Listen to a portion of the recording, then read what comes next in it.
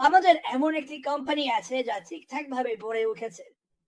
আমাদের এমন একটি কোম্পানি আছে, আপনাকে শুধু এটুকুই করতে হবে। দুঃখিত, শুধু বিশ্বাস রাখতে হবে।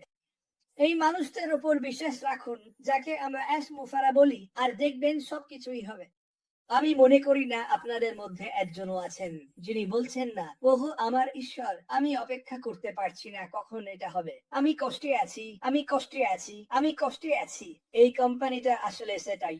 তোমার কষ্ট তোমার থেকে দূর করে দেবে। অন্যভাবে বললে, অনেক কিছুর ওপর তোমার দৃঢ় বিশ্বাস থাকতে হবে। তুমি যদি কিছুতেই বিশ্বাস না রাখো, তাহলে সত্যি বলতে তোমার জীবনটা বেশ একঘেয়ে বলে মনে করি। ঠিক আছে, তোমাকে কিছু একটা বিশ্বাস করতেই হবে। আর জানো তো, আমি ব্যক্তিগতভাবে কখনো ঈশ্বরের সঙ্গে দেখা করিনি। তার সঙ্গে আমার ব্যক্তিগত একটা সম্পর্ক আছে। ঠিক আছে, বেশিরভাগ মানুষেরই থাকে। তুমি কি কখনো তাকে দেখেছো? না, আমি কখনো তাকে দেখিনি। আমি তাকে অনুভব করেছি। ঠিক আছে, আমি অ্যাশ মুফারাকে দেখি। আমি অ্যাশ মুফারার সঙ্গে কথা বলেছি, আবারও বলছি, তুলনা করছি না। আমি শুধু বলছি, সম্ভবত বেশিরভাগ মানুষেরই ঈশ্বরে বিশ্বাস আছে। কেউ কেউ রাখে না, কেউ কেউ রাখে। আর তারপর কিছু মানুষ আছে যারা অ্যাশ মুফারার ওপর বিশ্বাস রাখে।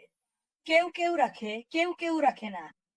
ঠিক আছে, আসলে ব্যাপারটা এটাই। কাউকে কাউকে জোর করে বলা উচিত নয়, ওহো তোমার এই লোকটার ওপর বিশ্বাস রাখা উচিত। যদি আমি বলি ওর কথা শোনো, ও যা বলছে সেটা শোনো, সবকিছুর মূলেই আছে, সবকিছুর মূলেই আছে ফিরিয়ে দেওয়া।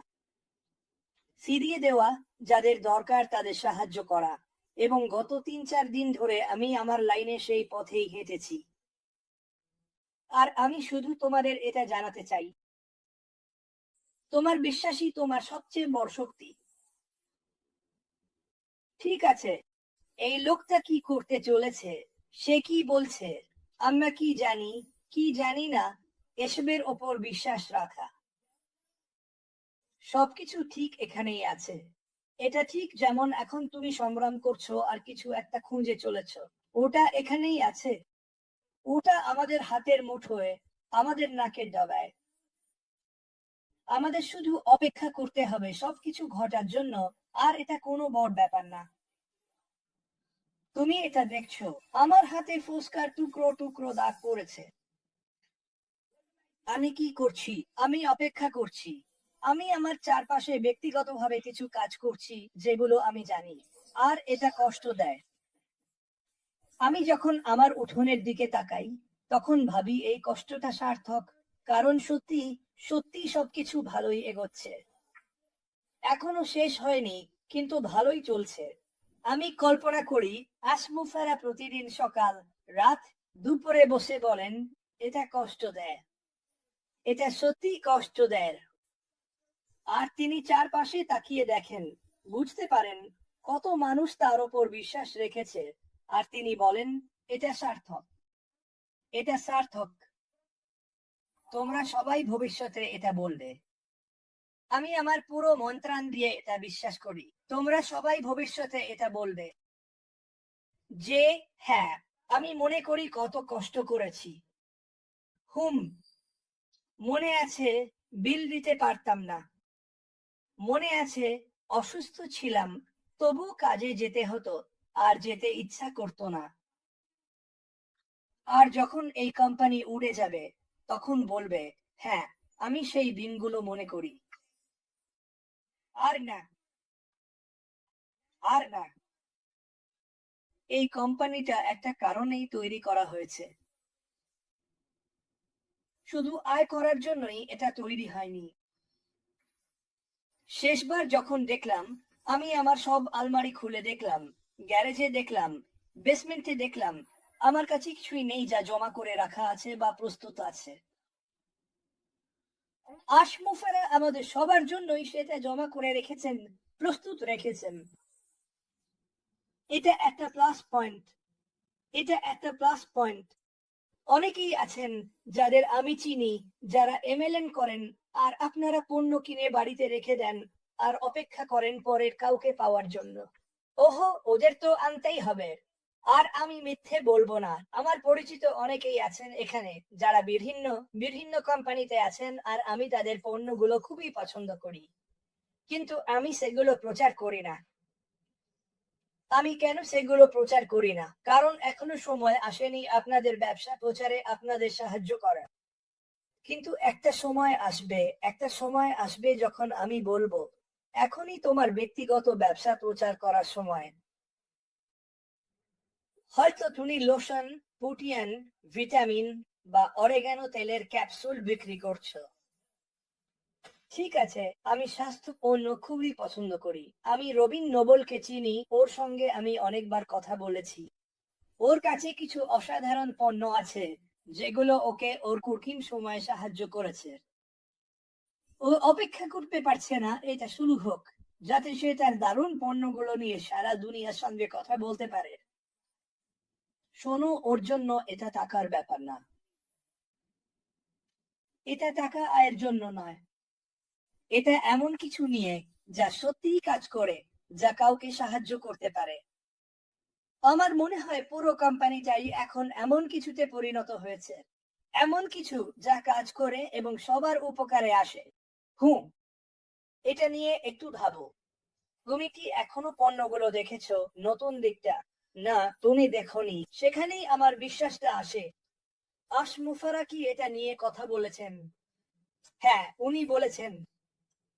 উনি কি আমাদের বলেছেন এটা আরো বড় এবং আরো ভালো হবে? হ্যাঁ, উনি বলেছেন। উনি কি এমন কিছু পরিস্থিতির মধ্য দিয়ে গেছেন যার জন্য সময় একটু বেশি লেগেছে বা ওনাকে ঘুরে দাঁড়াতে হয়েছে এবং নতুন করে ভাবতে হয়েছে? হ্যাঁ, সে আছে। ঠিক আছে, এটা আমাদের এই যাত্রারই একটা অংশ। একদম সত্যি করে বলছি। আহো, এসো, তুমি বোতাম। আমি একমত। জেরি, আমাদের ভেদদের জন্য প্রার্থনা করো, বিশেষ করে। নিশ্চিতভাবেই। আমি, শোনো, প্রার্থনা করাটা তোমার সবচেয়ে বড় শক্তি। কেউ এটা তোমার কাছ থেকে কেড়ে নিতে পারবে না। এটা একদম ফ্রি। যার কাছে তুমি প্রার্থনা করো, ঈশ্বর, তিনি সবকিছুই শোনেন। তুমি ভাবো তিনি শোনেন না, কিন্তু তিনি ঠিকই শোনেন। ঈশ্বরের সময়। আর প্রতিদিন আমি কৃতজ্ঞ যে ঈশ্বরকে ধন্যবাদ জানাই, যিনি আমার জীবনে এই কোম্পানিটা এনেছেন। আমি কৃতজ্ঞ যে ঈশ্বর আশমুফারাকে এই অবস্থানে রেখেছেন। তুমি ঠিক বলেছ, তানিয়া। ওটা ওটা নিয়ে আমি খুব একটা নিশ্চিত নই যে আমি বাঁচাতে চাই। তুমি। ও একটু আক্রমণাত্মক। হ্যালো, আভা। আর তুমি দেখতেই পাচ্ছ, আজ তোমাকে বলার মতো আমার বেশি কিছু নেই। শুধু এটুকুই বলতে পারি, সবকিছুই চলছে আর দারুণ ভাবে এগোচ্ছে। আগে একটা কথা প্রচলিত ছিল, এটা এটা রবিবার, কিন্তু তারা বলতো, ওহো, এটা শুক্রবার, কিন্তু রবিবার আসছে। এটা শুক্রবার, কিন্তু রবিবার আসছে। রবিবার এসে গেছে। আজ রবিবার। এরপর সোমবার আসছে। আর কে জানে, হয়তো এই সপ্তাহে অ্যাশ অফারা কিছু বলতেও পারে। আমি জানি না। হয়তো সে বলবে না। আমি গ্রুপগুলোতে সব গুজব ঘুরে বেড়াতে দেখছি। ওহো, 2 জুন। আমি কখনো অ্যাশ পাফেরাকে 2 জুন নিয়ে কিছু বলতে শুনিনি। ঠিক আছে, আমি আমি অপেক্ষা করছি সে কি বলে সেটা শোনার জন্য। তোমাকে অন্য লোকেরা যা বলে তা বিশ্বাস করা বন্ধ করতে হবে। যেন যখন আমি প্রার্থনা করি, আমি সরাসরি ঈশ্বরের কাছে যাই। আমি সরাসরি উৎসের কাছে যাই। এই কোম্পানির ক্ষেত্রেও একই কথা প্রযোজ্য। যদি আমার কোনো প্রশ্ন থাকে বা কিছু শুনি, যদিও আমি জানি সেটা সত্যি নয়, যদি আমি আশের সাথে চ্যাট করি, এটাই ওরা বলছে। সে বলে, ওহো, এটা এটা তার প্রতিক্রিয়া। ওরা এসব কথা কোথা থেকে নিয়ে আসে, ক্রিস? আমি জানি না। ওরা এসব কথা কোথা থেকে নিয়ে আসে, ক্রিস? ব্লা। আর ও এটা এটা এটা মজার নয়, কিন্তু আসলে মজাই লাগে, কারণ আমি যেসব জিনিস দেখি তার কিছু কিছু এমন যে, বাহ, হ্যাঁ, ইচ্ছা করি সত্যি এমনটা হতো। কিন্তু দুর্ভাগ্যবশত আমি শুধু অ্যাসপাফারার কথাই শুনি। ঠিক আছে, তারপর আমি চেষ্টা করি তার বার্তা যত বেশি সম্ভব মানুষের কাছে পৌঁছে দিতে, আর তারপর আমাকে কিছুটা নজরদারিও করতে হয়। আমার এটা করতে হয় না, কিন্তু আমি বিশ্বাস করি এটা একটা দায়িত্ব। যেমনটা বলেছি, আমার মাটি, রেডার যারা লাইভ করে তাদের সবার জন্য সঠিক তথ্য দেওয়া। শুরুর দিকে এটা অনেক বড় একটা বিষয় ছিল। যখন ভুল তথ্য ছড়িয়ে পড়েছিল, মানুষ বিভ্রান্ত হয়েছিল, মানুষ রেগে গিয়েছিল। আমি এখনই তোমাদের এটা বলছি, এই কোম্পানিতে তোমাদের কেউই, এমনকি যারা খারাপ ভাবে এখানে এসেছে, তারাও রাগান্বিত হওয়া উচিত নয়, কারণ তোমরা এখনো এখানে আছো। উনি কোথাও যাচ্ছেন না, আমিও কোথাও যাচ্ছি না। আর তোমাদের উচিত, শোনো, তোমাদের উচিত তোমাদের আশীর্বাদ গুণে দেখা। এটা আমাদের সবার জন্য সত্যি একটা আশীর্বাদ। তোমরা কি এখনো সেই আশীর্বাদগুলো অনুভব করেছো? এখনো না? ঠিক যেমন ঈশ্বর কি এখনো তোমার প্রার্থনার উত্তর দিয়েছেন, এরকম একটা ব্যাপার। আর তুমি বলবে, ওহো এখনো না, কিন্তু এটা ঈশ্বরের সময়। এর মধ্যে কোনো পার্থক্য নেই। তোমার আশীর্বাদ আসছে। ঠিক আছে, তোমার জীবনে যেসব অস্থায়ী ঘটনা ঘটছে সেগুলো অস্থায়ী। আমাদেরকে যত কথা বলেছে এত বছর ধরে, আর আমরা তোমাদের যা বলেছি, আরো বড়, আরো ভালো, আরো দ্রুত। ঠিক আছে, কখনোই তোমার ইতিহাস মুছে ফেলো না, কারণ আমি চাই তুমি সেটা মনে রাখো। কখনোই কখনোই তোমার ইতিহাস মুছে ফেলো না। আমি মনে করি তোমার খারাপ সময়গুলো মনে রাখা খুবই গুরুত্বপূর্ণ, কারণ এগুলো ভবিষ্যতে মানুষের সঙ্গে তোমাকে সাহায্য করবে। তোমার খারাপ সময়, কঠিন সময়, এগুলো দেখো তোমাকে একটা শিক্ষা দিয়েছে। তুমি বাইরে গিয়ে মানুষকে দেখাতে পারবে, যেমন ধরো 1 বছর আগে, 2 বছর আগে, ধরো আমার কাছে বাড়ির বিল দেওয়ার মতো টাকাও ছিল না। আমি কোনোভাবে সামলে নিয়ে শুধু আমার বাচ্চাদের খাওয়ানোর ব্যবস্থা করতাম। আমি সেই অবস্থায় ছিলাম ভাই, আমি সেই অবস্থায় ছিলাম বোন। আমি এই কোম্পানির ওপর বিশ্বাস রেখেছিলাম। আমি আশপাফারার ওপর, তার কাজের ওপর বিশ্বাস রেখেছিলাম। আর আমি একদম ঝাঁপিয়ে পড়েছিলাম। আর আজ আমাকে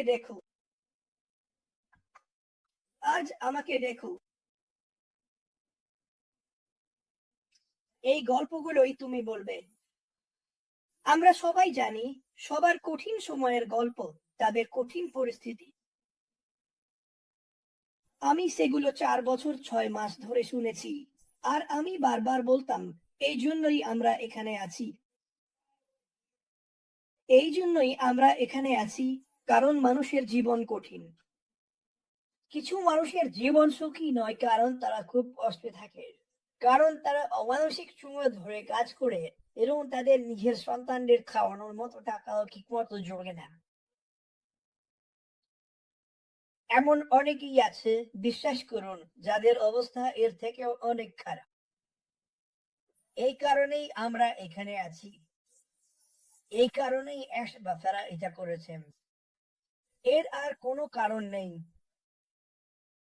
তিনি এটা করেছেন মানবতা ও মানুষের সাহায্য করার জন্য। ব্যাস, এটাই সত্যি। আশ বাফারা আজ আবার এখানে আছেন। শুভ জন্মাস। এটা দেখো, ও কি করছে, কোথায়? ওহো বাবা, আর আমি গেলাম। এই তো পেয়ে গেলাম। দেখো কে এসেছে, আমার ভাই।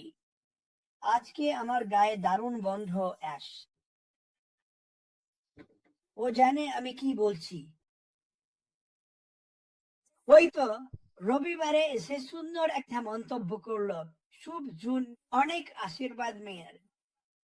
ফোন, এটা কি কোনো ইঙ্গিত? তুমি কি আমাদের কিছু ইঙ্গিত দিচ্ছ, অ্যাশ? আমি মজা করছি। আমি মজা করছি। আমি চাই তোমরা সবাই আশীর্বাদপূর্ণ একটা দিন কাটাও। আমাদের পরিবারের সব সদস্যদের তোমাদের প্রার্থনায় রাখো। প্রার্থনা সত্যিই কাজ করে। যদি বিশ্বাস না করো, আমি অনুরোধ করব একবার চেষ্টা করে দেখো। ঠিক আছে, তোমার বিশ্বাস আমার কাছে খুব গুরুত্বপূর্ণ। এই কোম্পানিটাও আমার কাছে খুব গুরুত্বপূর্ণ। তোমরা সবাই গুরুত্বপূর্ণ। আর আমি মনে প্রাণে বিশ্বাস করি আমরা এমন কিছু করব যেটা নিয়ে মানুষ হাজার বছর ধরে কথা বলবে। হাজার হাজার বছর। আমরা আমরা তখন আর বেঁচে থাকবো না, চলে যাব। কেউ একজন বলবে, তুমি কি রোমানাকে মনে করো? তুমি কি মোহাম্মদকে মনে করো? তুমি কি আশ বাফারাকে মনে করো? মেগান মিচেল? এই মানুষগুলো পরিবর্তন এনেছিল কারণ তারা আর সহ্য করতে পারছিল না। তারা সবার জন্য আরো ভালো কিছু চেয়েছিল। হ্যাঁ, হাজার বছর পর তুমি আর থাকবেই না, আমরা সবাই সেটা জানি। আমি এটা বলতে পারি, এটাই সত্যি। কিন্তু ভাবো, তোমাদের নিয়ে কত গল্প বলা হবে। ভাবো, এই কোম্পানিকে নিয়ে কত গল্প বলা হবে। ভাবো, আশ বাফারা কি করেছে সেটা নিয়ে কত গল্প হবে। এটা ভীষণ মজার হবে। আমরা মরে গেলেও, চলে গেলেও তারা আমাদের মনে রাখবে। আমি কিভাবে এটা জানি? কারণ আমি জানি এই কোম্পানিতে সবকিছুই ভালো। এটা কখনো কখনোই ভুলে যেও না। ঈশ্বর তোমাদের সবাইকে আশীর্বাদ করুন। সব সময় ইতিবাচক থেকো। সব সময় ইতিবাচক থেকো। জানো কেন? দুটি রাস্তা আছে। খুব সংক্ষেপে বলছি, তারপর আমি চলে যাব। দুটি রাস্তা আছে। একটা হলো ইতিবাচক রাস্তা, আরেকটা হলো নেতিবাচক রাস্তা। ইতিবাচক রাস্তা তোমাকে সরাসরি মূল উৎসে নিয়ে যাবে। নেতিবাচক রাস্তায় আছে ঘুরপাক, বাঁক, চক্কর, বারবার তোমাকে একই জায়গায় ফিরিয়ে নিয়ে যায়। তোমার রাস্তা নিজেই বেছে নাও। আমি এই কোম্পানির রাস্তা বেছে নিয়েছি। আমি ইতিবাচক রাস্তা বেছে নিয়েছি। আমি আর ঘুরপাক খেতে খেতে ক্লান্ত। আমি ক্লান্ত হয়ে পড়েছি। এদিকে নিয়ে যাওয়া হয়, শেষমেশ গিয়ে দেখি পথ শেষ। ওদিকে নিয়ে যাওয়া হয়, সেখানেও পথ শেষ। কিন্তু আশ বাফারা যে ইতিবাচক রাস্তা তৈরি করেছেন, আহা! সোজা আর সরু, ভাই।